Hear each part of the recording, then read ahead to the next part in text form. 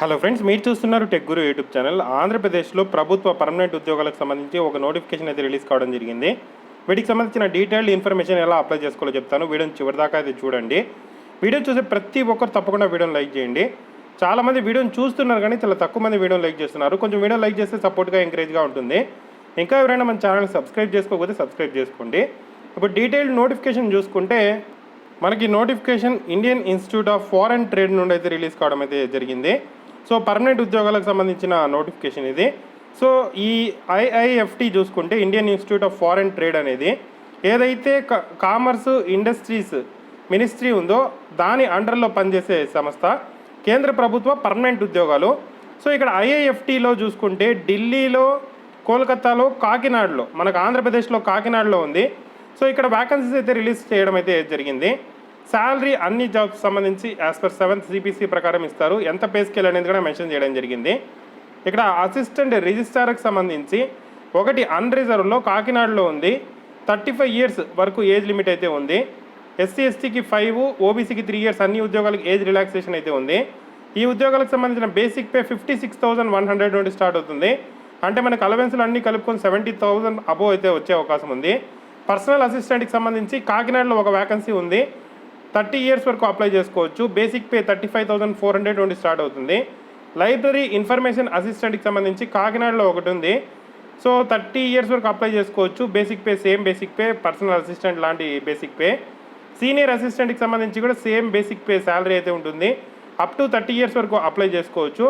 ఇక్కడ మనకు 10 వ్యాకెన్సీస్ అయితే ఇవ్వడం అయితే జరిగింది. ఓకే, నెక్స్ట్ స్టెనోగ్రాఫర్కి సంబంధించి ఒక వ్యాకెన్సీ ఉంది. 27 years వరకు అప్లై చేసుకోవచ్చు. లెవెల్ 4 ప్రకారం 25,500 నుండి బేసిక్ పే స్టార్ట్ అవుతుంది శాలరీ అనేది. వీటికి సంబంధించిన ఎడ్యుకేషన్ క్వాలిఫికేషన్ చూసుకుంటే అసిస్టెంట్ రిజిస్ట్రార్కి సంబంధించి PG కంప్లీట్ చేసి ఉండాలి. 55% మార్క్స్తో ఉండాలి.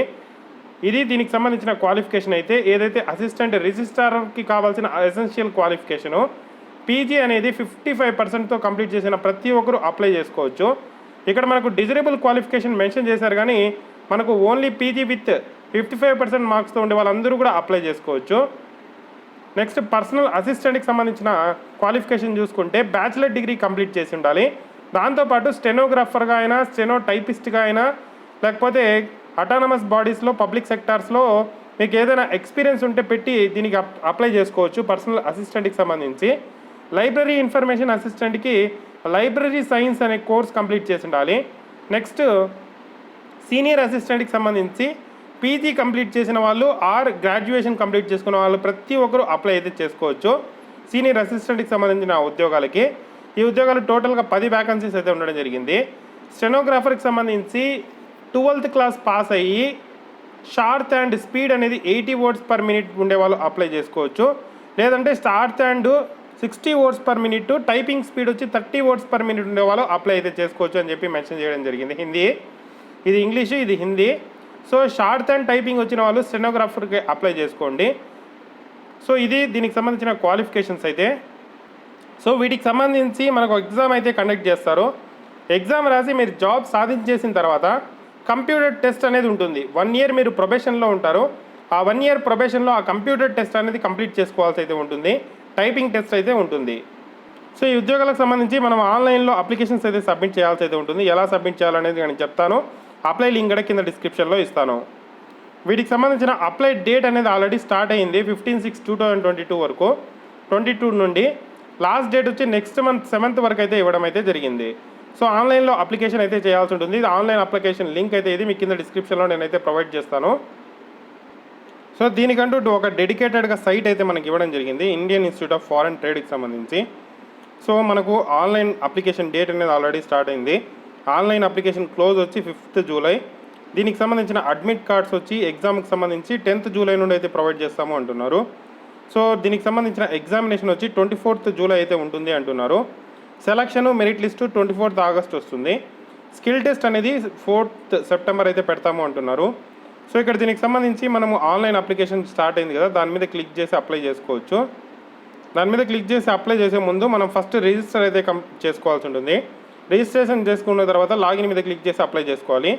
రిజిస్ట్రేషన్ మీద క్లిక్ చేసిన తర్వాత ఇక్కడ మనకు డీటెయిల్డ్ నోటిఫికేషన్ ఉంటుంది, కావాలంటే చదువుకోవచ్చు. సో అప్లికేషన్ నెంబరు, తర్వాత ఏ పోస్ట్కి మీరు అప్లై చేస్తున్నారు, అనేది సెలెక్ట్ చేసుకొని, అలాగే జాబ్ లొకేషన్ ఎక్కడ కావాలనుకుంటున్నారు, కాకినాడ అయితే కాకినాడ, మీ పేరు, date of birth, email address, father name, age రిలాక్సేషన్కి సంబంధించి కరెంట్ అడ్రస్, ప్రిఫర్ సిటీ ఎక్కడ, ఇవన్నీ ఇచ్చిన తర్వాత మనకు క్యాప్చా ఎంటర్ చేసి టర్మ్స్ అండ్ కండిషన్స్ని అగ్రీ చేసి సబ్మిట్ రిజిస్ట్రేషన్ ఫామ్ మీద క్లిక్ చేసి రిజిస్టర్ అయితే చేసుకోవాల్సి ఉంటుంది. వన్స్ రిజిస్ట్రేషన్ అయిపోయిన తర్వాత లాగిన్ చేసి అప్లై చేసుకోవాల్సి ఉంటుంది.